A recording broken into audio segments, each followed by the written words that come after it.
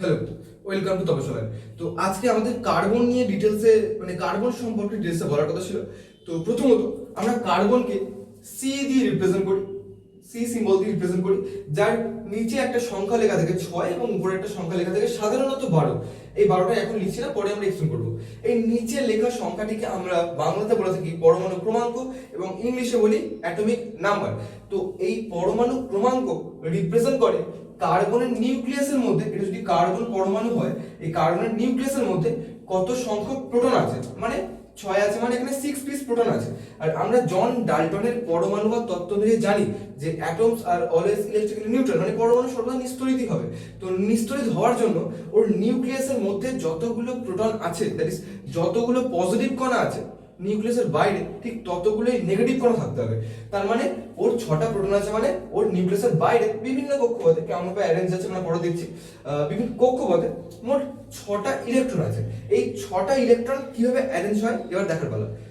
আমরা বিভিন্ন রকম রুলস আছে, আউবো প্রিন্সিপাল বা হার্নস রুলস, বিভিন্ন রকম প্রিন্সিপাল অনুযায়ী আমরা যদি ইলেকট্রনিক কনফিগারেশন বের করার চেষ্টা করি, তো দেখবো যে প্রথম কক্ষপথে 2টো ইলেকট্রন থাকে, সেকেন্ড কক্ষপথে 4টি ইলেকট্রন থাকে। এইভাবেই 6টা ইলেকট্রন ডিস্ট্রিবিউট হয়ে থাকে। আমরা যখন আরো ডিটেইলসে যাব একটু, আমরা এটাকে লিখতে পারি 1s2 2s2 2p2। 1s2 মানে ফার্স্ট কক্ষপথে s এর মাথায় 2 আছে, মানে দুটো ইলেকট্রন, এবং 2s2 মানে দুটো ইলেকট্রন, 2p2 দুটোতেই 2 আছে, মানে প্রিন্সিপাল কোয়ান্টাম নাম্বার 2। মানে সেকেন্ড কক্ষপথে, that is principal quantum number যখন 2 মিন্স সেকেন্ড কক্ষপথে s অরবিটালে দুটো ইলেকট্রন, p অরবিটালে দুটো ইলেকট্রন, এইভাবে 4টি ইলেকট্রন থাকে, এখানে দুটো এখানে দুটো। তো আমরা এই ইলেকট্রনিক কনফিগারেশন বা এই সমস্ত কিছু আমরা পর্যায় সারণী নামক চ্যাপ্টারে আলোচনা করেছি, বা অ্যাটমিক নাম্বার সরি অ্যাটমিক স্ট্রাকচারে আমরা আলোচনা করার চেষ্টা করেছি। হয়েছে কি জানি না, এখন আবার আপলোড হয়ে যাবে সম্ভবত। যাই হোক, তো আমার এই 1s2 2s2 2p2 এটা হচ্ছে আমার কার্বনের ইলেকট্রনিক কনফিগারেশন। আমরা এর সাথে এটাও জানি কার্বন নরমালি নন মেটালিক নেচার, মানে অধাতু।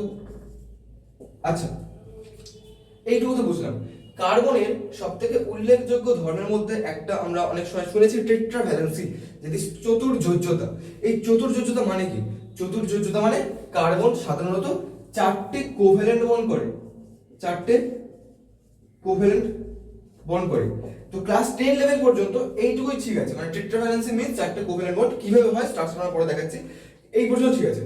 এরপরে আমি এই কোভ্যালেন্ট বন্ড বা 4টে কোভ্যালেন্ট বন্ড কিভাবে তৈরি হচ্ছে দ্যাট ইজ টেট্রাভ্যালেন্সি ডিটেইলসে বলার চেষ্টা করছি। এটা সাধারণত ক্লাস 11 এর জন্য, যারা 10 লেভেলে এগিয়ে থাকতে চায় তারা অবশ্যই দেখতে পারে, না হলে দেখার প্রয়োজন নেই। দেখুন, অ্যাকচুয়ালি আমার জানা উচিত যে কোভ্যালেন্ট বন্ড কিভাবে তৈরি হয়। আমরা নরমালি আয়নিক বন্ড সম্পর্কেও জেনেছি, কোভ্যালেন্ট বন্ড সম্পর্কেও জেনেছি বা জানি মোটামুটি। আয়নিক বন্ড মানে কি তার আগে জানা উচিত বন্ড কেন করবে।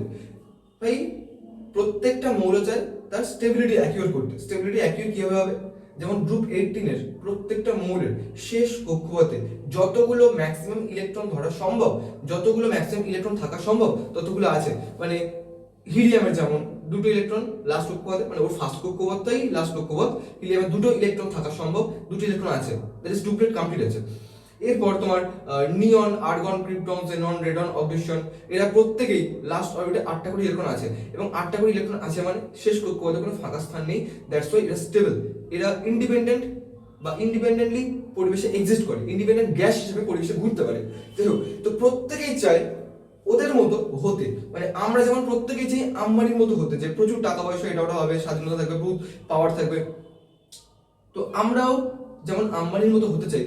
তো পর্যায়সারণীতে থাকা 111টা মৌল, মানে ওই গ্রুপ 18 এর 7টা বাদ দিলে, helium, neon, argon, krypton, xenon, radon, অবজেকশন, এই 7টা মৌল বাদ দিলে বাকি যে 111টা মৌল আছে তারা প্রত্যেকেই চায় ওই নিষ্ক্রিয় গ্যাস, মানে গ্রুপ 18 মৌলগুলোর মতো ইলেকট্রনিক কনফিগারেশন পেতে, দ্যাট ইজ লাস্ট অরবিটে কমপ্লিট ফিল আপ করতে, দ্যাট ইজ লাস্ট অরবিটে 8টা ফিল আপ করতে, অক্টেট কমপ্লিট করতে। হিলিয়ামের ক্ষেত্রে 2টো, কেন? হিলিয়ামের ফার্স্ট অরবিট, সেখানে 2টোই থাকতে পারে, তার বেশি থাকা সম্ভব না। দেখো, তো প্রত্যেকটা মৌল যখন লাস্ট অরবিটে 8টা ইলেকট্রন কমপ্লিট করতে চায়, অক্টেট কমপ্লিট করতে চায়, সবার তো নেই, মানে ওই 111টা মৌল কারোরই নেই, ওরা কমপ্লিটটা করবে কিভাবে? তোমার খিদে পেয়েছে বা তোমার টাকার দরকার, তুমি কি করবে? তুমি কোনো কিছুর সাথে ইন্টারাকশন করবে, কোনো কিছুতে ইন্টারাকশন, থার্মোডাইনামিক্সের ফার্স্ট ডিসকাশনে আমি বলেছিলাম যে প্রত্যেকটা চেঞ্জ আসে ইন্টারাকশন হওয়ার ফলে। তো তুমি কারোর সাথে ইন্টারাকশন করবে, কোনো মোডের সাথে ইন্টারাকশন করতে পারো, কোনো তোমার টাকা পয়সা দরকার, তুমি কোনো মানুষের সাথে ইন্টারাকশন করতে পারো। যখন তুমি ইন্টারাকশন করবে তার সঙ্গে তোমার একটা সম্পর্ক তৈরি হবে, তোমার মধ্যে কিছু চেঞ্জ আসবে। কেমন চেঞ্জ হতে পারে? তোমার যে চাহিদা ছিল চাহিদা মিটে গেছে। তো এইরকম ভাবেই যে 111টা মৌল আছে, এরা লাস্ট অরবিটে 8টা কমপ্লিট করার জন্য, বা অক্টেট বা ডুপ্লেট যে যাই বলতেই পারি, মেন লাস্ট অরবিটে আমার কমপ্লিট ফিল আছে। তো এই কমপ্লিট ফিল আপ করার জন্য ওরা সম্পর্ক তৈরি করে। কেমিক্যাল ওয়ার্ল্ডে এই সম্পর্ককে আমরা বলি কেমিক্যাল বন্ড। এই কেমিক্যাল বন্ড নর্মালি 3 রকম বা 4 রকম আমরা বিভিন্ন জায়গায় পড়ে এসেছি। আমরা এই মুহূর্তে 2 রকম ডেসক্রিপশন মানে ডেফিনেশন দেওয়ার চেষ্টা করব। First ionic, second covalent. Ionic কি? এই আয়নিক মানে হচ্ছে, মনে করো আমি সোডিয়ামের অ্যাটমিক নাম্বার 11, তার মানে 2 8 1। লাস্ট কক্ষপথে একটা আছে। সবাই কি চায়? লাস্ট অরবিটে 8টা রাখতে। এই লাস্ট অরবিটে 8টা রাখতে গেলে কি করবে? এই লাস্ট অরবিটে 8টা রাখতে গেলে নয় বাইরে থেকে 7টা নিতে হবে, নয় এই একটা যদি ছেড়ে দেয়, এটা কক্ষপথ থাকছে না, এটাই লাস্ট কক্ষপথ। দেখো, এই কক্ষপথ তখনই বলবো যখন সেখানে ইলেকট্রন আছে। রাস্তা তখনই থাকবে যখন সেখানে মানুষ চলাচল করবে। মানুষের চলাচল যদি বন্ধ হয়ে যায়, রাস্তাও বন্ধ হয়ে যায়। তো সেম ভাবে এখানে আমার লাস্ট অরবিটে একটা ইলেকট্রন আছে, আমাকে 8টা করতে হবে। 8টা করতে গেলে বাইরে থেকে আমাকে 7টা নিতে হবে। 7টা আমি নেব না, আমি যদি একটা ইলেকট্রন ছেড়ে দিই, লাস্ট অরবিট আমার এটা হয়ে যাবে, কারণ এই রাস্তাটাই আর থাকছে না, এই কক্ষপথটাই আর থাকছে না। তো লাস্ট অরবিট এটা হয়ে যাচ্ছে, তখন কিন্তু লাস্ট অরবিটে 8টা অলরেডি কমপ্লিট আছে। এবারে প্রশ্ন একটা, এই 7টা ইলেকট্রন নেবে না একটা ইলেকট্রন ছাড়বে? এই দেখো, পৃথিবীতে প্রত্যেকটা পদার্থ, প্রত্যেকটা মানুষ চায় যেখানে কম এনার্জি, আমরা প্রত্যেকেই যেখানে কম টাকায় বাজার হয়ে যায় সেখানেই যাই ছুটি।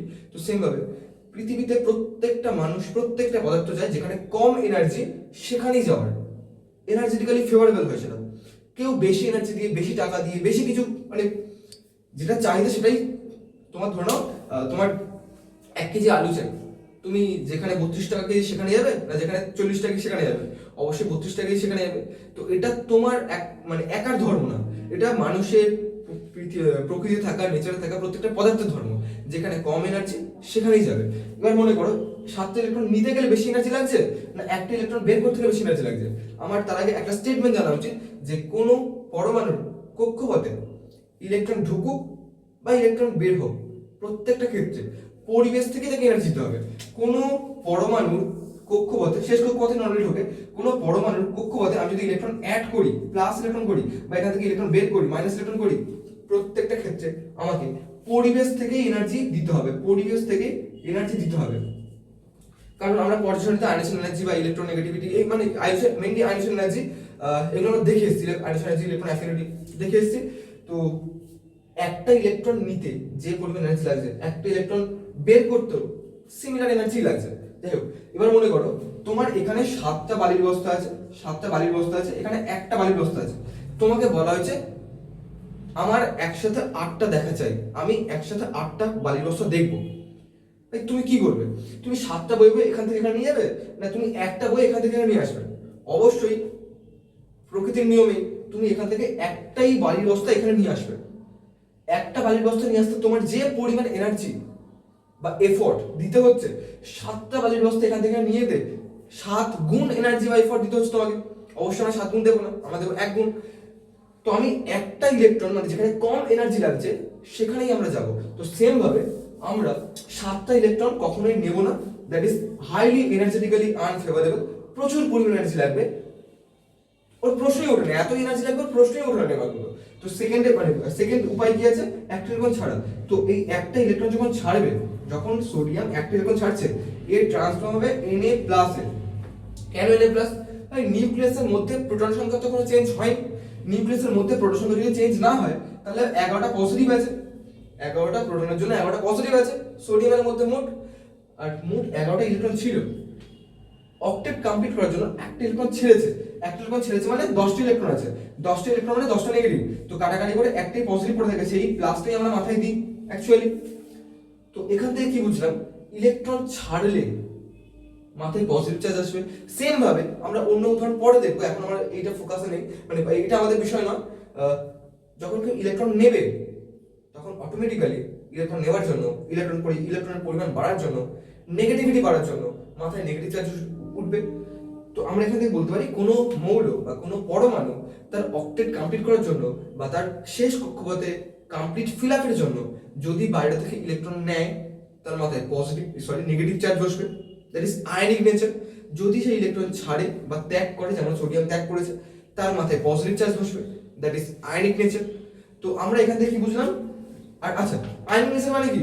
কোন একটা পজিটিভ, কোন একটা নেগেটিভ। যে ইলেকট্রন ছেড়েছে তার মাথায় পজিটিভ, যে ইলেকট্রন নিয়েছে তার মাথায় নেগেটিভ। তো যখনই এরকম দুটো অপোজিট চার্জ আয়ন যখন ইলেকট্রন ছাড়ছে, মাথায় positive charge, that is ionic nature বা পজিটিভ আয়ন বলতে পারি। তো যখন এরকম পজিটিভ আয়ন এবং আরো একটা অন্য নেগেটিভ আয়ন একত্রে আসে, তখন তাদের মধ্যে আয়নিক নেচার বা আয়নিক বন্ড নেচার দেখা যায়। তখন সেটাকে আমরা বলবো আয়নিক বন্ড। তো আমরা এই আয়নিক বন্ড সম্পর্কে একদম হালকা করে ওভারভিউ মানে ডিটেলসের প্রয়োজন নেই, জাস্ট আমি বন্ডের ক্লাসিফিকেশন বা বন্ডের দুটো ভাগ বোঝানোর জন্য এইটুকু বললাম। এর আরো অনেক ডিটেলস আছে, জাস্ট উপর দিয়ে। তো আমাদের যে কার্বন নিয়ে আমরা পড়বো, সে কখনোই এইরকম কাজকর্ম করে না বা তার মধ্যে কখনো আয়নিক ক্যারেক্টার দেখা যায় না। কেন? কেনটা জানার বিষয়। এক সেকেন্ড।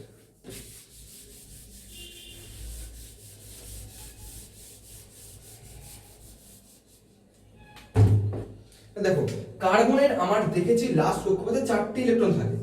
তো লাস্ট কক্ষপথে কার্বনের যদি 4টি ইলেকট্রন থাকে এ ভাই প্রথম কক্ষপথে যে দুটো ইলেকট্রন আছে, এই দুটো ইলেকট্রন কখনোই কোনো রিঅ্যাকশনে বা কখনোই কোনো বন্ডিং এ পার্টিসিপেট করে না। তো এটা নিয়ে কথা বলার আমার কোনো প্রয়োজন নেই, এটা নিয়ে কথা বলার কোনো প্রয়োজন নেই। আমার last orbit, that is outer shell electron সর্বদা কোনো রিঅ্যাকশনে বা কোনো বন্ডিং এ পার্টিসিপেট করে, তোমরা সেটা নিয়েই কথা বলবো।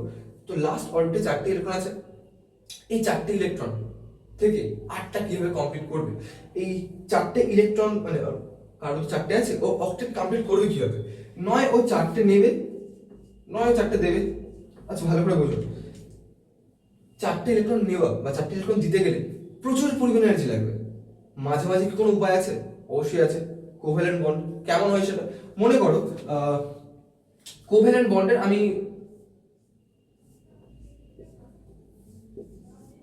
এটা হচ্ছে তোমার 2s2 2p2 এরকম আছে। এই কোভ্যালেন্ট বন্ডই কার্বন তৈরি করে নরমালি। কেন ভাই?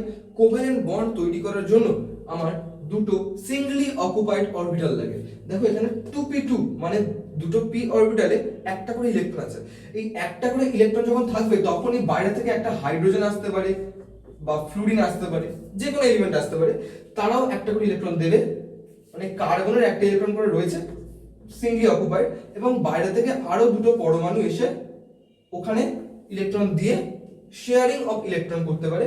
করলে এখানে বন্ডিং হবে CH2 বা CF2, তাই কিছু এখানে আর করবে না, দুটোর বেশি আসবে না, কারণ এখানে কোনো সিঙ্গলি অকুপাইড নেই। তো এখান থেকে বুঝলাম যে কোভ্যালেন্ট বন্ড মানে শেয়ারিং অফ ইলেকট্রন। ভাই শেয়ারিং কখন বলবো? যখন আমি একটা দেবো, সে আর একটা দেবে। তো সেম ভাবে এখানে কোভ্যালেন্ট বন্ড নেচার কখন দেখাবে? যখন কার্বনের দুটো সিঙ্গলি অকুপাইড আছে আর বাইরে থেকে দুটো পরমাণু এসে সেখানে ইলেকট্রন দিচ্ছে, that is sharing of electron. তো যদি এরকম কোভ্যালেন্ট নেচার অনুযায়ী, কোভ্যালেন্ট বন্ড অনুযায়ী কার্বন এরকম দুটো বন্ড করতো, তো আমার পেতাম কি প্রোডাক্ট হিসেবে CH2 বা CF2 এরকম পেতাম। কিন্তু প্রকৃতিতে আমরা কখনোই CH2 বা CF2 বা এরকম মানে এরকম দেখিনি। আমরা CH2 বা CF2 দেখিনি। আমরা দেখেছি normally CH4 methane, CH4 CA4 চারটে করে পরমাণু দেখেছি। তো এখানে চারটে করে পরমাণু বন্ডিং করা কিভাবে সম্ভব? তো তার জন্য আমাকে এক্সাইটেশন থিওরি সম্পর্কে একটু ধারণা নেওয়া উচিত। আর আমি আগেও বলেছি, এই সমস্ত যা কিছু এখন আলোচনা হচ্ছে এটা শুধুমাত্র ক্লাস 11-এ যারা পড়ছে তাদের জন্য। ক্লাস 10 লেভেলে এটা জানার দেখার কোনো প্রয়োজন নেই। যাই হোক, carbon CH2 CF2 covalent bond অনুযায়ী করতে পারে, কিন্তু আমরা প্রকৃতিতে দেখেছি CH4 CF4 এইরকম কোনো মলিকিউল বা অণু আমরা দেখিনি। তা ওখান থেকে এটা তৈরি হচ্ছে কিভাবে? মানে এটা আমরা পাচ্ছি কিভাবে? এটা পাচ্ছি কার্বনের এক্সাইটেশন ঘটার জন্য। এই এক্সাইটেশন কি? দেখো, কার্বনের যে last অরবিটের electronic configuration 2s2 2p2, এটাকে যদি আমি এখানে আঁকি, এখানে করি 2s2 2p2। যদি এইরকম ভাবে বন্ডিং করতো আমরা কি পেয়েছি যে এখানে সিঙ্গলি অকুপাইড দুটো অরবিটাল আছে, দুটো বন্ডিং করা সম্ভব, এখান থেকে প্রোডাক্ট পেতাম CH2 বা CF2। তো বাস্তবে আমরা কখনো CH2 বা CF2 এইরকম কোনো কার্বন দুটো পরমাণুর সাথে বন্ধনে আবদ্ধ, সিঙ্গলি বন্ধনে আবদ্ধ মানে সিঙ্গেল বন্ড করে আছে, আমরা এরকম পরিবেশে দেখিনি। আমরা দেখেছি কি নরমালি CH4 বা CF4 এরকম। কি করে সম্ভব? সম্ভব তখনই যখনই চারটে বন্ড করছে ভাই, বোঝো, এখানে এখানে দুটো বন্ড করছিল যখন দুটো সিঙ্গলি অকুপাইড ছিল, এখানে চারটে বন্ড করছে, পরিবেশে CH4 পাওয়া যাচ্ছে। কখন CH4 পাওয়া যাবে? যখন আমার চারটে সিঙ্গলি অরবিটাল পাওয়া যাবে, মানে সিঙ্গলি অকুপাইড অরবিটাল পাওয়া যাবে, মানে চারটে অরবিটালে একটা করে ইলেকট্রন আছে, প্রত্যেকটা অরবিটাল দুটো করে ইলেকট্রন ধরে। এই সিঙ্গলি অকুপাইড অরবিটাল এখানে যদি চারটে থাকে তবে আমার CH4 সম্ভব। কখন সম্ভব? যখন এই ইলেকট্রনটা যখন আমার এই ইলেকট্রনটা এখান থেকে এখানে এক্সাইট করবে। এক্সাইট করতে গেলে ভাই আমি একটু আগে আয়নিক বন্ডিং এর ক্ষেত্রে বলেছিলাম যে কখনই ইলেকট্রনের মুভমেন্ট হোক, মুভমেন্ট বলতে ইলেকট্রন আসুক বা ইলেকট্রন যাক, আমার কিন্তু বাইরে থেকে এনার্জি দিতে হবে, আমার কিন্তু বাইরে থেকে এনার্জি রিকোয়ার্ড হবে, মানে প্রয়োজন পড়বে। তো আমার এই ইলেকট্রনটা যখন এখান থেকে এখানে ট্রান্সফর্ম করছে, এখান থেকে এখানে নিয়ে যাচ্ছে বা এক্সাইটেড করছে, তখন কিন্তু বাইরে থেকে আমার এনার্জি একটা রিকোয়ার্ড হবে। আর কার্বনের ক্ষেত্রে, আচ্ছা এনার্জির কথা পরে আসছে, তো এটা নরমালি গ্রাউন্ড স্টেট। যখন আমি ইলেকট্রনটা এখান থেকে নিয়ে যাচ্ছি আমার কেমন হবে? Excited state. এক্সাইটেড স্টেটে কি হচ্ছে?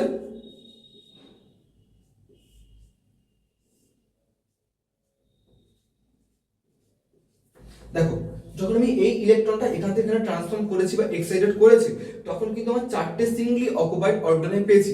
এই চারটে সিঙ্গলি অকুপাইড অরবিটাল যখনই আমি পেয়েছি, তখনই আমি চারটে বন্ড করতে পারি ইজিলি। এখানে একটা হাইড্রোজেন আসতে পারে, এখানে হাইড্রোজেন আসতে পারে, এখানে হাইড্রোজেন আসতে পারে, এখানে হাইড্রোজেন আসতে পারে। কোভ্যালেন্ট বন্ড এই হয়তো সম্ভব, that is sharing of electron. একটা করে ইলেকট্রন ছিল, একটা করে অরবিটালে, আর হাইড্রোজেন একটা করে দিল, যে শেয়ারিং অফ ইলেকট্রন, তখন তৈরি হলো চারটে হাইড্রোজেনের সাথে কার্বনের বন্ড, দ্যাট ইজ CH4। তো এটাকে বলা হয় excitation theory.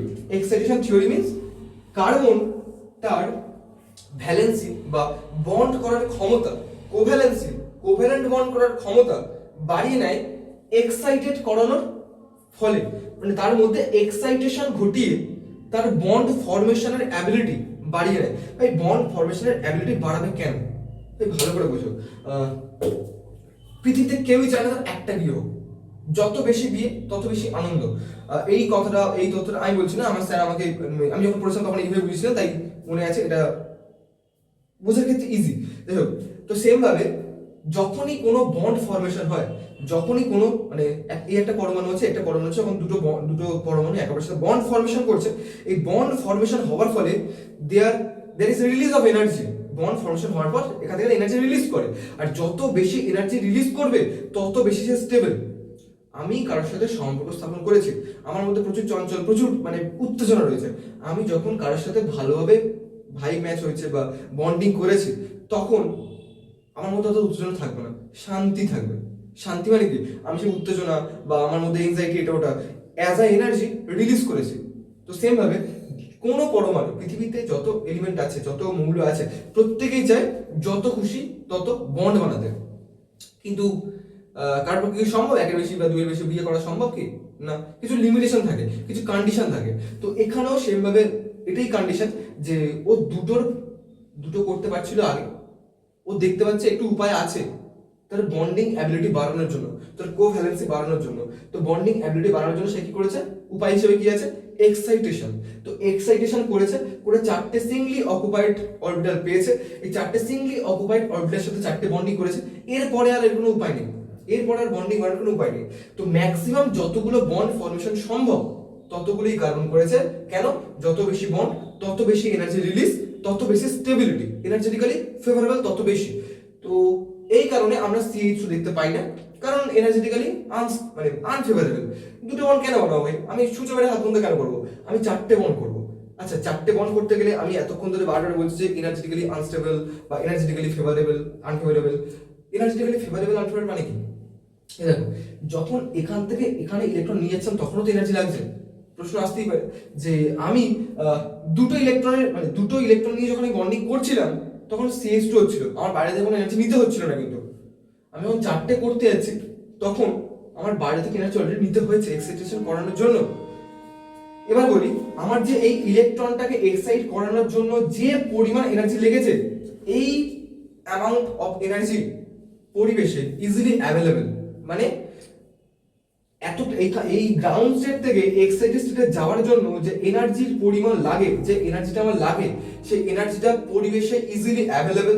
That's why carbon পরিবেশ থেকে ওই স্বল্প পরিমাণ, এতটাই কম এনার্জি লাগে, এই স্বল্প পরিমাণ এনার্জি নিয়ে তার ইলেকট্রনকে এক্সাইটেড করে এবং এক্সাইটেড করানোর ফলে সে 4টে কোভ্যালেন্ট বন্ড ফরমেশনের পারমিশন পায়। তো 4টে কোভ্যালেন্ট বন্ড ফরমেশন করেছে মানে, যখন দেখো আগে দুটো বন্ড ফরমেশন হয়েছিল, এই দুটো বন্ড থেকে যে এনার্জি রিলিজ করেছে, দুটো বন্ড ফরমেশন থেকে যে এনার্জি রিলিজ করেছে, এখানে 4টে বন্ড ফরমেশন হওয়ার ফলে তার থেকে অনেক বেশি পরিমাণে এনার্জি রিলিজ করেছে। তো আমি যদি বলে থাকি যে, আমি যদি বলতে পারি যে এটা ইনভেস্টমেন্ট আর এটা তোমার বিজনেস থেকে লাভ, তো ইনভেস্টমেন্ট এনার্জির থেকে এই লাভের এনার্জির পরিমাণ অনেক বেশি। আমি অল্প একটু এনার্জি নিয়ে এক্সাইটেড করেছি, করে যে এক্সট্রা দুটো বন্ড বানিয়েছি, এই এক্সট্রা দুটো বন্ড ফরমেশন থেকে প্রচুর পরিমাণে এনার্জি রিলিজ করেছে এর তুলনায়। That's why CH4 is stable, CH2 unstable, formation হয় না। তো কার্বনের টেট্রাভ্যালেন্সি মানে কার্বন যে 4টে বন্ড করবে, তো কিভাবে করে, বা আমি যে কোভ্যালেন্ট বন্ডের কথা বলছি, 4টে কোভ্যালেন্ট বন্ড কিভাবে করে, আশা করছি এগুলো বোঝা গেছে।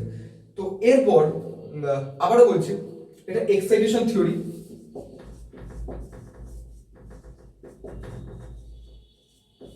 এটা এক্সাইটেশন থিওরি। এই এক্সাইটেশন থিওরির পর আমরা যখন মিথেনকে নিয়ে বিভিন্ন রকমের স্পেকট্রোস্কোপিক মেথড, বিভিন্ন রকম ভাবে ও স্ট্রাকচার স্টাডি করলাম, বা বিভিন্ন রকমের বিভিন্ন পরীক্ষা নিরীক্ষার মাধ্যমে দেখতে থাকলাম যে ওর বন্ড অ্যাঙ্গেল কি আছে, ওর বন্ড লেন্থ কি আছে, বন্ড অর্ডার, ও সম্পূর্ণ বন্ড সম্পর্কে ডিটেলস, তখন আমাদের এই পর্যন্ত থিওরি, মানে কার্বন সম্পর্কে এই পর্যন্ত থিওরি সীমাবদ্ধ রইল না। এরপরে আরো একটা থিওরি এর ক্ষেত্রে applicable, that is hypothetical theory, hybridization. আসছি।